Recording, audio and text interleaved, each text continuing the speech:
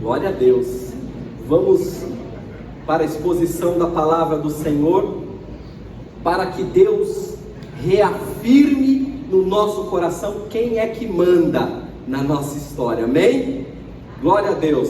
Romanos capítulo 1, versículo 1, diz assim a palavra de Deus: Paulo, servo de Cristo Jesus, chamado para ser apóstolo, separado para o Evangelho de Deus. Vamos ler todos juntos esse versículo? No 3, 1, 2, 3. Paulo, servo de Cristo Jesus, chamado para ser apóstolo, separado para o Evangelho de Deus. Você pode dizer amém? Amém. Aleluia. Deus hoje traz aos nossos corações uma pergunta. O tema da mensagem desta manhã traz uma indagação, traz um questionamento que vai direto aos nossos corações.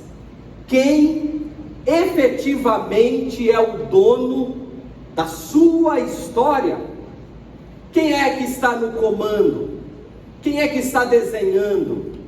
Quem é que está dando direção? Quem está no controle da história? Quando nós olhamos este versículo 1, nós nos deparamos, num primeiro momento, com uma apresentação. Paulo está escrevendo para alguns cristãos que estão em Roma, e ele inicia a sua carta dizendo: eu sou Paulo, servo de Cristo Jesus, chamado para ser apóstolo e separado para o Evangelho de Deus. Quando nós nos deparamos com esta palavra, a primeira coisa que vem, o primeiro entendimento que vem, é que Paulo, antes de trazer ensinamentos e doutrinas para os cristãos que estão em Roma, ele está se apresentando. Mas a grande verdade, meus queridos, é que não é sobre Paulo este versículo, mas sobre uma terceira pessoa, sobre alguém cujo Paulo é servo, alguém que o chamou para o apostolado. É sobre uma terceira pessoa que o separou para o Evangelho de Deus. Antes de nos aprofundarmos na palavra de Deus e no texto bíblico, eu quero dizer que todos nós estamos escrevendo uma história. Eu vou corrigir esta fala. A nossa história está sendo escrita. A minha história está sendo escrita. A sua história está sendo escrita. E há um equívoco quando nós olhamos para a palavra de Deus, quando afirmamos: eu estou escrevendo a minha história. Não, a nossa história está sendo escrita. É o que Paulo está dizendo. Hoje eu sirvo um Deus encarnado que me chamou e me separou.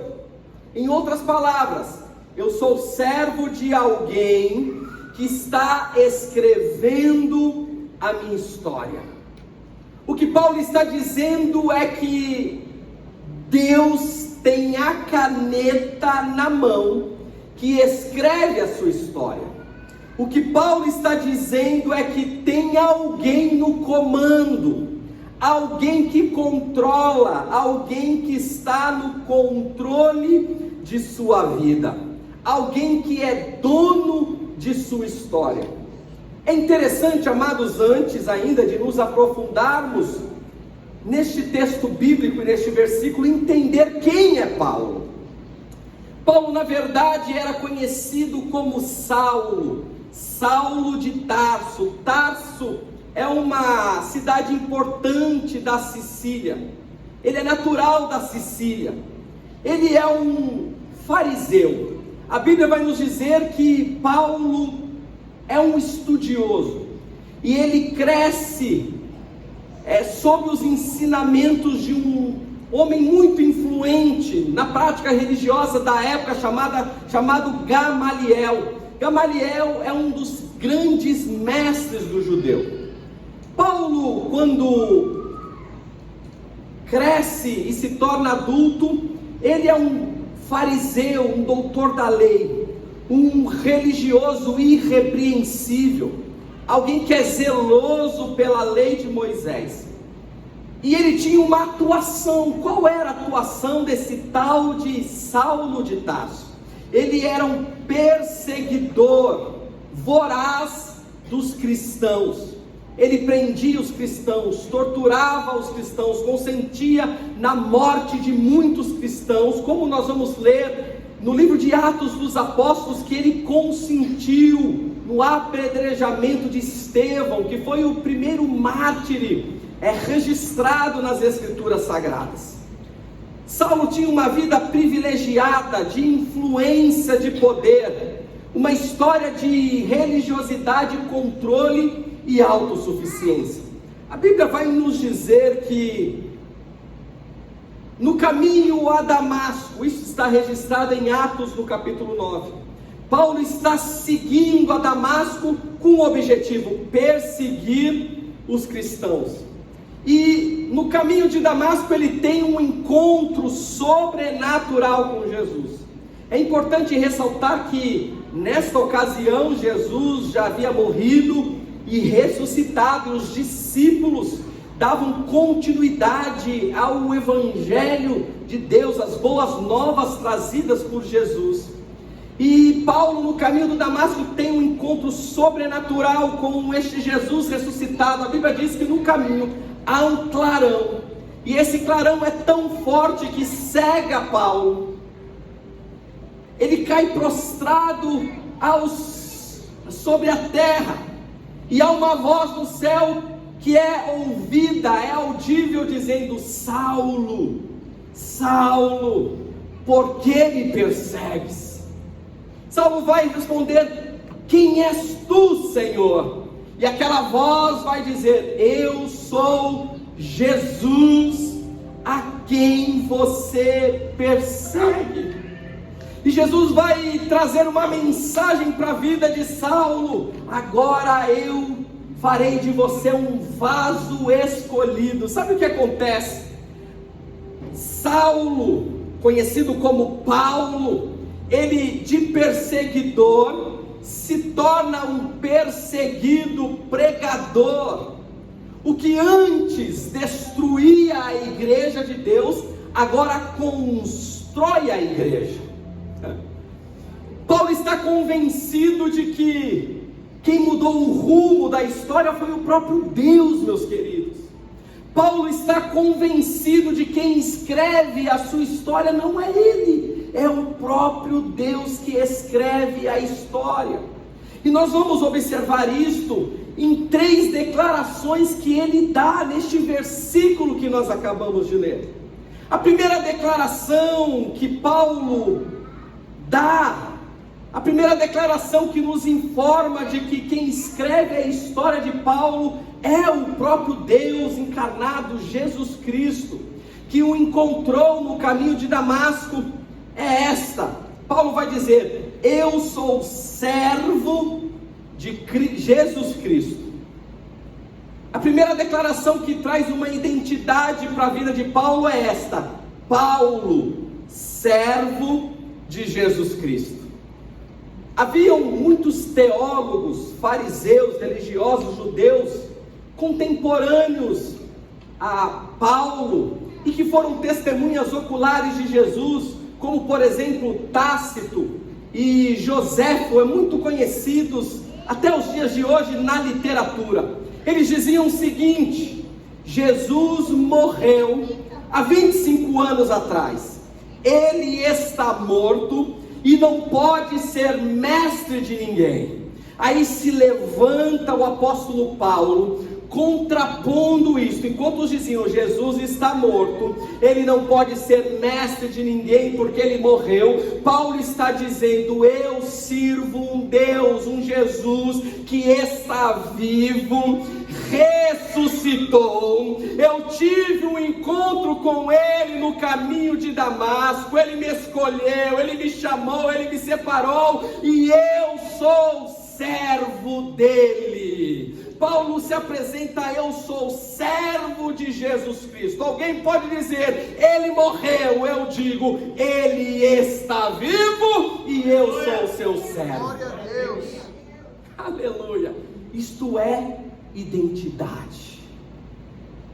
Quando nós vamos nos aprofundando no texto bíblico e na teologia que envolve o texto bíblico, nós iremos observar que esta palavra servo, no original grego, porque o Novo Testamento foi escrito em grego, tem um significado um pouco diferente de servo. A palavra grega para servo é doulos, isto é, escravo. O que Paulo está dizendo literalmente é que ele é escravo de Jesus Cristo. Em outras palavras, ele não tem vontade própria e ele vive exclusivamente para o seu Senhor. Então a primeira coisa que nós temos que entender, se um dia aceitamos Jesus como Salvador, se temos Ele como nosso Senhor, é que uma das nossas identidades é ser escravo de Jesus Cristo. Agora vamos entender e nos aprofundar um pouco mais o que é verdadeiramente ser um escravo de Jesus Cristo, um servo de Jesus Cristo. Nós já louvamos, não adianta cantarmos as canções mais lindas se as canções forem entoadas somente pela emoção. Nós somos uma oferta viva ao Senhor. Foi o que nós cantamos hoje aqui cedo, sim ou não? A nossa vida é oferecida como oferta ao Senhor. O apóstolo Paulo está dizendo: eu sou um escravo, e para ser escravo, primeiro precisa ser comprado. Ninguém se torna escravo por opção. Era necessário haver uma compra por um bom preço. Normalmente os escravos eram vendidos em mercados públicos, e quando este escravo era comprado, ele pertencia totalmente ao seu senhor. Isso significa dizer o seguinte: aquele escravo que foi comprado era propriedade exclusiva do seu senhor. Sabe que a Bíblia vai nos informar que Jesus nos comprou com o seu precioso sangue. Aleluia. Deus. Paulo vai escrever na primeira carta aos Coríntios, capítulo 6, versículo 19 e 20, dizendo: acaso não sabem que o corpo de vocês é santuário do Espírito Santo que habita em vocês? Olha o que a Bíblia está nos informando: vocês são santuário do Espírito Santo, isto é, da própria presença de Deus. Este Deus poderoso habita dentro de vocês. Isso foi dado por Deus, e que vocês não são de si mesmos. O que a Bíblia está dizendo: vocês não são de si mesmos, vocês pertencem a Deus. O versículo 20 de 1 Coríntios 6 diz assim: vocês foram comprados por alto preço, portanto, glorifiquem a Deus com o corpo que vocês têm. Aleluia! Esta é a novidade do Evangelho. O Evangelho significa boas novas. E qual é a boa nova do reino? Nós temos um dono, somos propriedade exclusiva de Deus. É o Espírito Santo que habita em nós. Agora quem controla a minha vida não é o meu eu, não é o meu ego, não é a minha vontade. Há um Deus que me governa. Diga assim, levante a sua mão assim profética e diga: há um Deus que me governa. Diga assim: há um Deus que é dono da minha história. Pedro vai concordar com isto.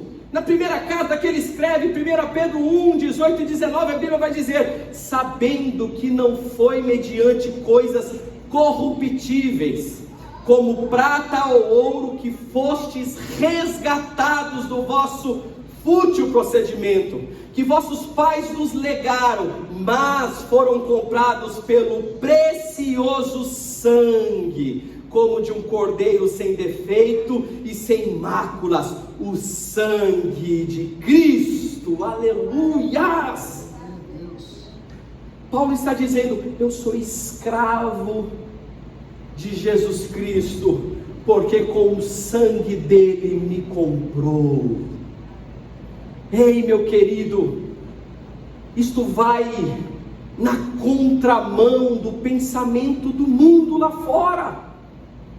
As pessoas lá fora pensam: eu sou dono do meu nariz, eu faço a minha própria história, eu não devo satisfação para ninguém, quem governa a minha vida sou eu. É por isso que as prateleiras dentro de uma biblioteca dos livros de autoajuda estão abarrotadas, porque é sempre o eu, aqui, o agora. E quando nós olhamos para as Escrituras, nós entendemos que temos um dono que nos comprou. Aleluia a Deus.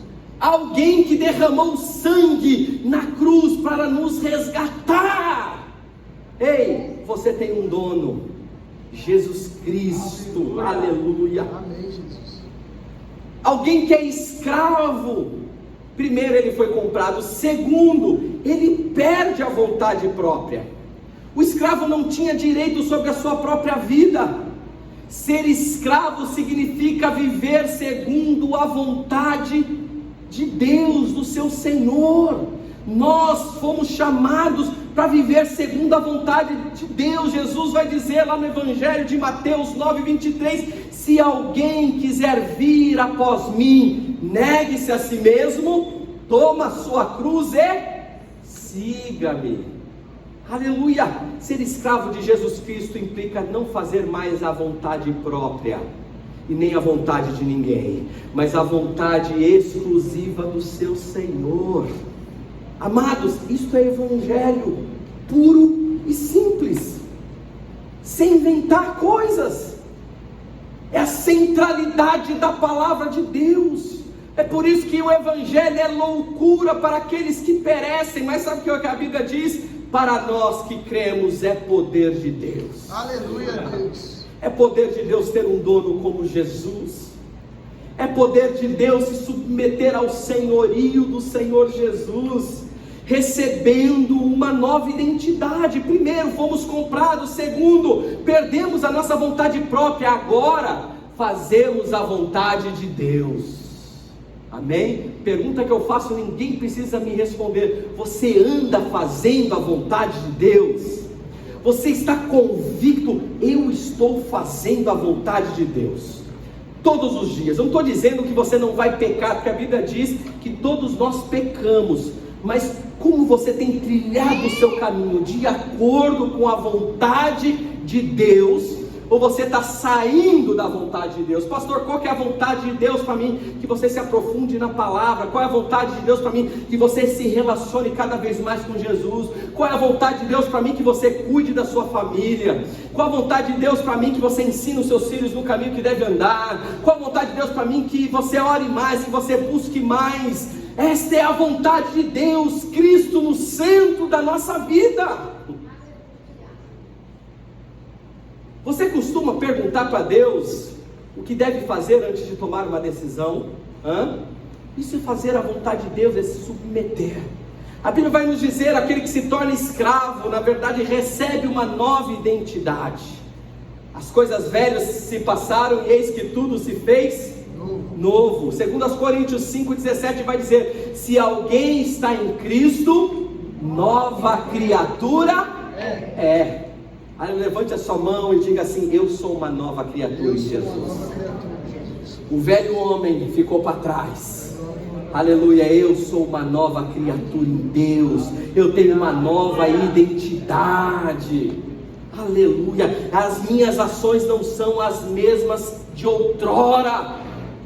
Deus mudou meu linguajar, Deus mudou meus pensamentos, Deus mudou meu temperamento, Deus está mudando a minha vida, está mudando a minha história. porque nele eu recebi uma nova identidade. Um escravo, ele vive totalmente dependente, o seu senhor, ele tem obediência absoluta à palavra de Deus. João 14:15, olha o que Jesus vai dizer: se me amas, guarda os meus mandamentos. Aleluia! Isso é ser um escravo de Jesus. Paulo, escravo de Cristo Jesus, isto é, já não vivo mais eu, mas Cristo vive em mim. Você pode declarar isso? Levante de novo a sua mão profética e declare para os céus ouvirem: já não vivo eu, Cristo vive em mim. Diga assim: eu nasci para fazer a vontade de Deus. Aleluia! Essa é uma declaração profunda, meu querido e minha querida. Você nasceu, o Senhor desenhou a sua história para que hoje você estivesse aqui declarando: eu nasci para fazer a vontade de Deus, eu pertenço a Ele para sempre. Jesus derrama o seu amor sobre nós, para que possamos, aleluia, estar na presença dele para sempre, nesta vida e na próxima. Amém, meus queridos? Amém. Aleluia. A primeira declaração mostra qual é a identidade de Paulo: eu sou escravo de Jesus Cristo. Eu não faço mais a minha vontade, embora tem hora que a gente quer fazer a nossa vontade, sim ou não? Tem hora que é difícil segurar, é ou não é, meus irmãos? Segurar a raiva, segurar o ego, né? A gente quer fazer com as nossas próprias mãos. Às vezes a gente, como diz aquele ditado: não meta os pés pelas mãos, não coloque a carroça na frente dos bois.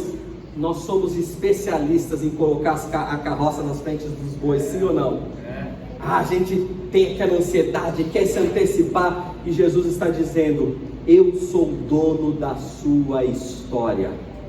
E tudo que aconteceu, que acontece, que acontecerá, está dentro do meu controle, debaixo da minha vontade. Eu vou repetir para que você entenda. Se nós entendermos isso, amados, toda ansiedade cai por terra. Se nós entendermos esta verdade de Deus, toda a dúvida vai embora, todo medo se apaga. Deus está no controle, e é Ele que desenha a nossa história, o que aconteceu, o que está acontecendo e o que acontecerá. Ele tem o controle de tudo, porque a caneta que escreve a tua história está nas mãos de Deus. Você tem essa convicção? Amém? Tem hora que a gente não pode querer agir como Deus. Tem pessoas que agem como Deus, sim ou não? Por aí. Não, tem pessoa que não precisa de Deus. Outro dia eu ouvi um podcast, tem um ateu bem conhecido aí na internet. E aí ele estava num podcast, e aí ele falando que não acreditava em Deus e tal. E aí ele estava com um amigo, o amigo falou: você não acredita em Deus, mas você faz uma oração quando sobe no avião, né? Aí todo mundo ficou: como assim? No avião eu tenho que fazer uma oração, né? Avião, aí não tem jeito, né? Vai que, então peço uma proteção. Então, amados, até o ateu, no fundo, entende que existe um Deus que está no controle de tudo. Se o avião não cai, é porque Deus está no controle. Se você está respirando aí, participando de mais deste culto abençoado, é porque Deus permitiu. É porque Deus te trouxe aqui.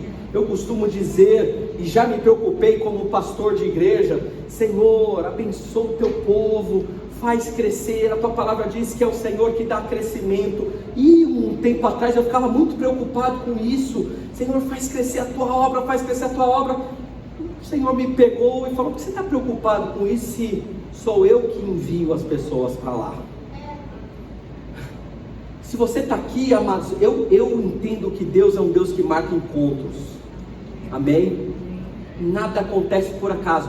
Porque se a gente acredita que Ele é o dono da nossa história, é Ele que nos permitiu estarmos hoje aqui. Amém? Você está hoje aqui ouvindo esta palavra, participando do louvor, porque Deus te chamou, Deus te trouxe aqui. Tem pessoas aqui em nosso meio que outrora vivia uma vida, desculpa a palavra, desgraçada, isto é, havia ausência de graça. Havia ausência de graça, se autodestruindo, uma vida autodestrutiva, como a de Paulo. Paulo era um religioso, Paulo tinha status no meio onde ele vivia, mas era um desgraçado, não havia graça na vida de Paulo, mas foi no caminho de Damasco que Jesus o encontrou e derramou a graça, o favor imerecido, e ele se tornou uma nova criatura. Foi isso que aconteceu com a gente.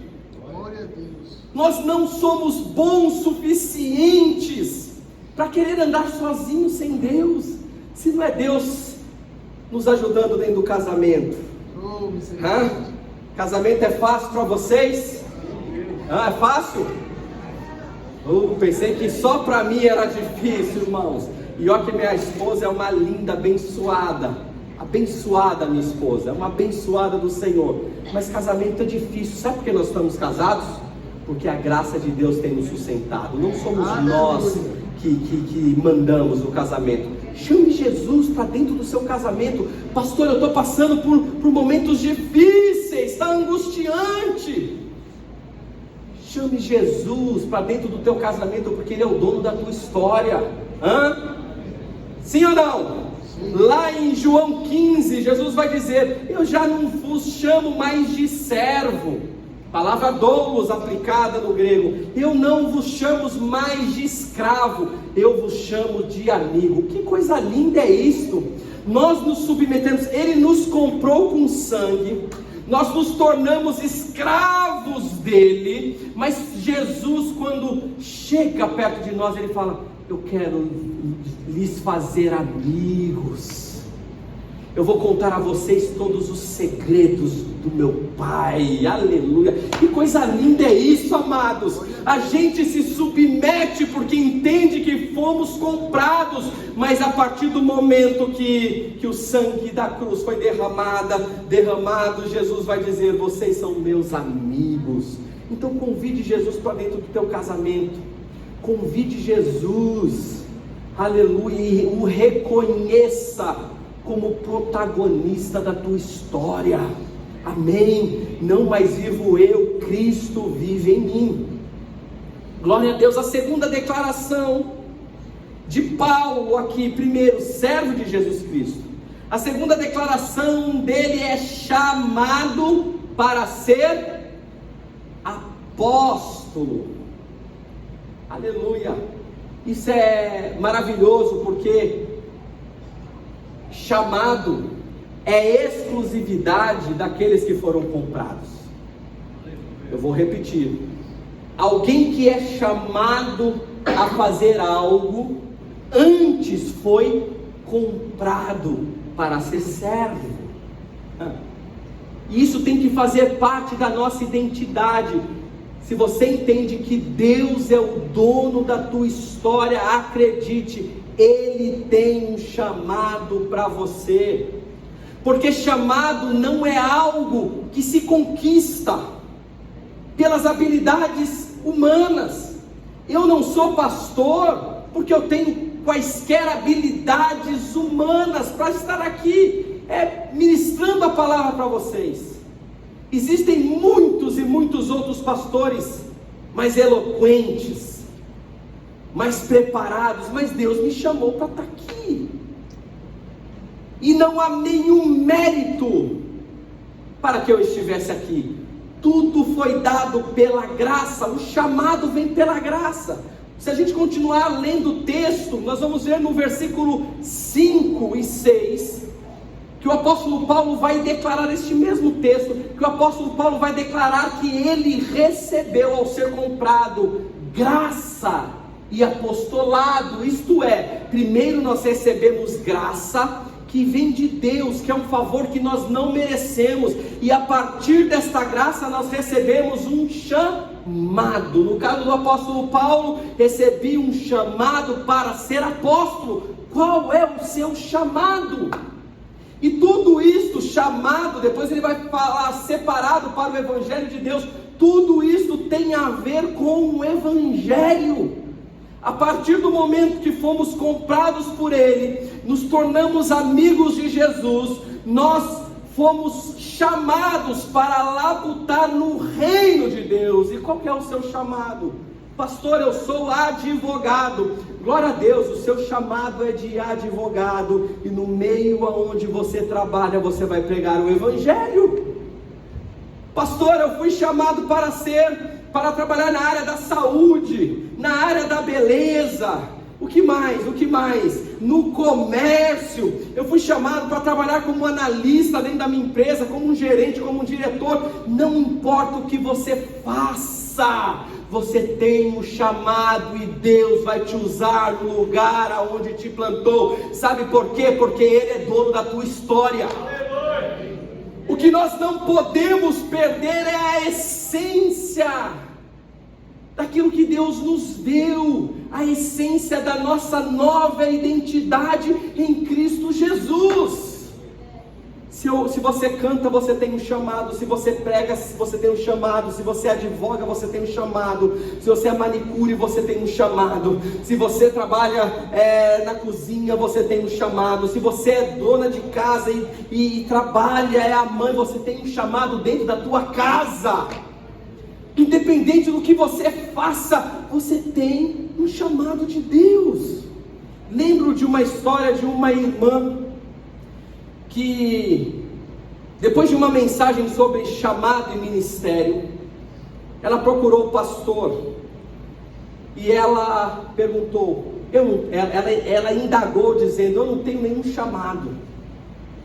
Como assim você não tem chamado? Não tem nenhum chamado. Eu não canto, não prego, não faço nada. Mal é mal eu venho para a igreja porque eu cuido da minha mãe idosa que está acamada. Minha vida se resume a cuidar da minha mãe. Tem alguma coisa errada comigo, Deus não me chamou. E o pastor virou para aquela mulher e disse, o seu chamado é cuidar da sua mãe. Faça o melhor que você pode. É lindo isso, amados. É lindo isso. O seu chamado é cuidar da sua mãe. Faça o melhor, porque tudo que nós fazemos como se fosse ao Senhor. Então aquilo que você faça como se estivesse fazendo para o Senhor. Seja o melhor funcionário da sua empresa. A sua meta é ser o melhor funcionário. A sua meta é ser o melhor patrão. A sua meta é ter a melhor prestação de serviço na área que você atua. Sabe por quê? Porque nós fazemos como se estivéssemos fazendo para o Senhor. Aleluia. Você tem um chamado. Deus te deu dons e talentos. Ter um chamado é a consequência de ser comprado. Você pertence a alguém. Você tem um dono que cuida de você, que zela de você, que te dá inteligência. Então faça o melhor com aquilo que você tem na mão. Amém, meus queridos? Levante a mão assim profética e diz, eu vou fazer o melhor na área da minha atuação. Diga assim, Senhor, Tu és o meu dono, me ajude a ser um destaque. Aleluia. Isso não é ser arrogante, irmãos. Seja o melhor, seja o destaque. Sabe por quê? Porque Deus é o teu dono, Ele controla a tua história. Deus trabalha em você e através de você. Nós não podemos nos esquecer disso, queridos. Tem um monte de cristão por aí com um sentimento de abandono, e eu não consigo entender. A única explicação de alguém se sentir abandonado por Deus, a única explicação, não está dando ouvido à palavra, não está entendendo o que essa palavra traz de realidade. Nós temos alguém que anda conosco.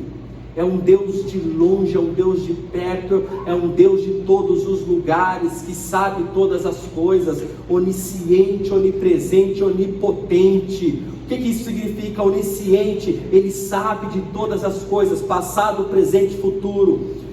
Onipresente, Ele está em todos os lugares. Se você hoje está aqui na igreja, Deus está com você. Se você estiver na sua casa, Deus está com você. Outro dia, há uns anos atrás, um irmão me questionou, sabe aqueles religiosos, sabe? Eu saí de casa e fui assistir o jogo do meu tricolor, lá no Morumbi. Quem não foi no Morumbi, cadê os São Paulinos aqui para me ajudar, gente? Aí, essa igreja é cheia de São Paulino.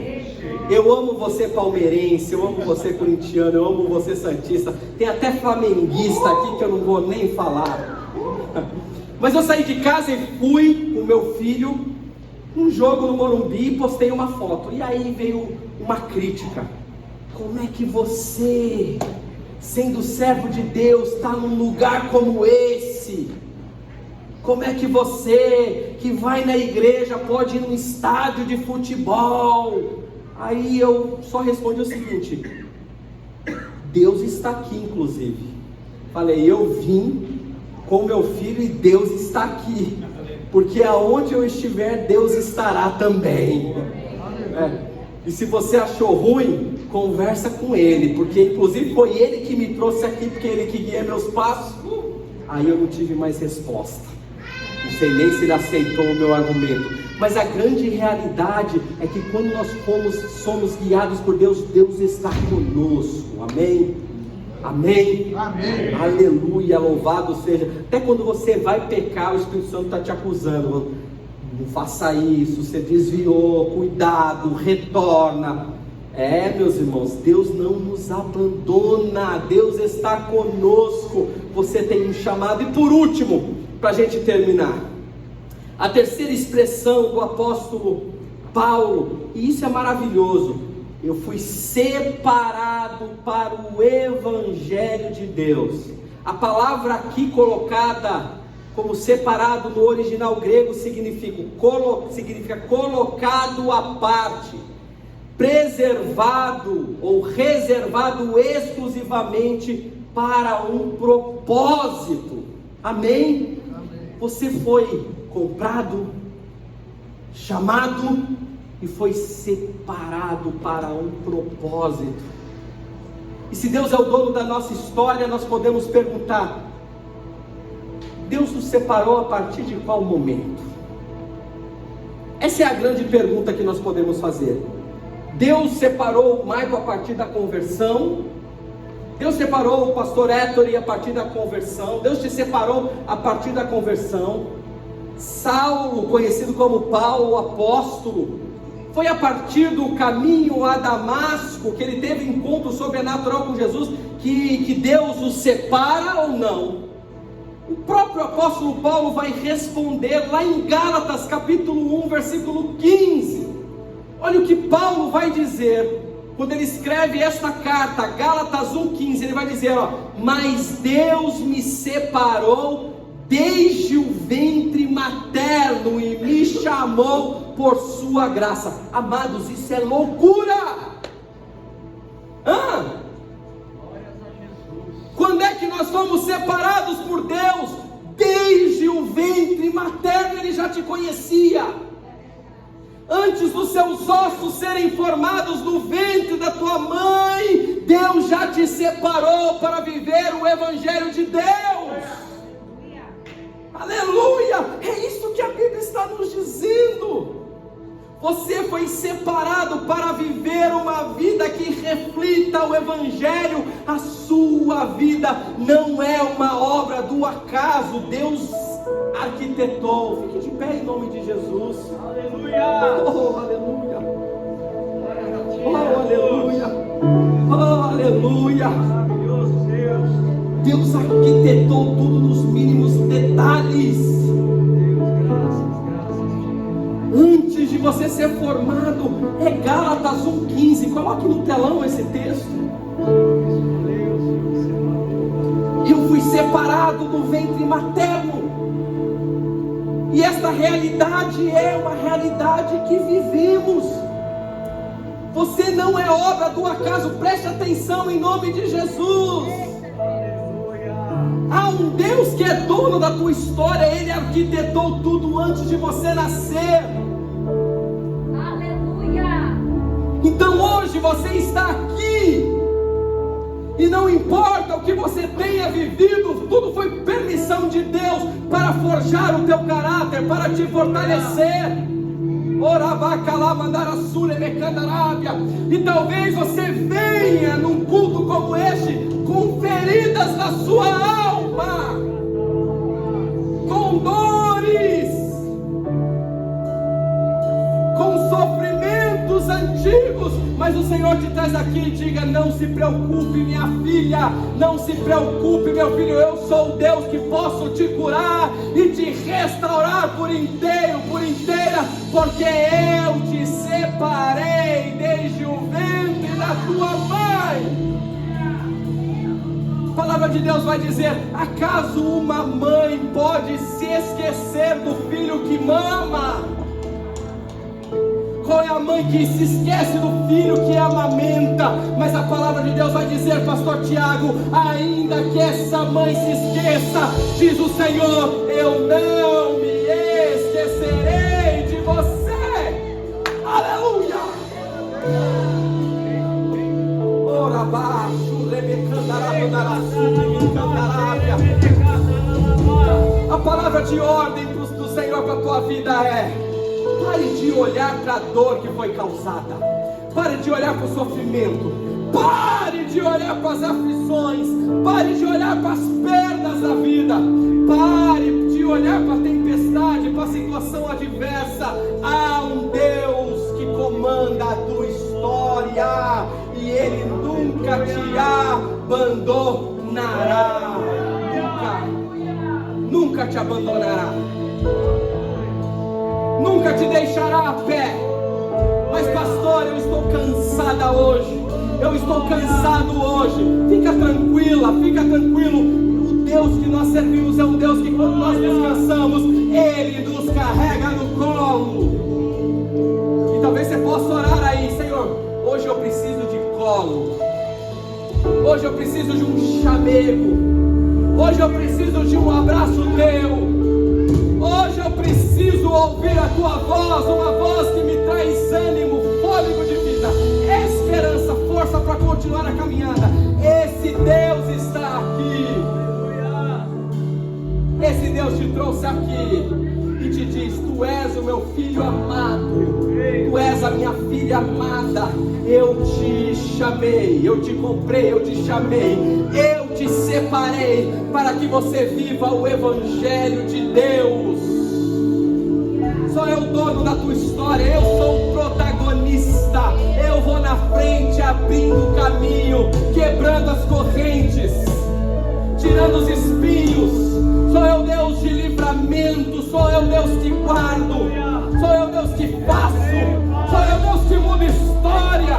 Talvez você esteja aqui e você pode se lembrar, não tem problema. Eu vaguei lá no mundo, sem esperança, eu estava longe, mas Ele me resgatou. É este Deus, meus queridos, que nós celebramos nesta manhã. Um Deus que resgata, um Deus que transforma, um Deus que cuida, um Deus que faz milagres, um Deus que é protagonista, um Deus que é dono da nossa história. E nós podemos celebrar, porque a grande obra Ele já começou a fazer. E aquele que trabalha não dorme, aquele que trabalha não pisca, aquele que trabalha não está com sono, com preguiça. Aquele que trabalha vai na frente.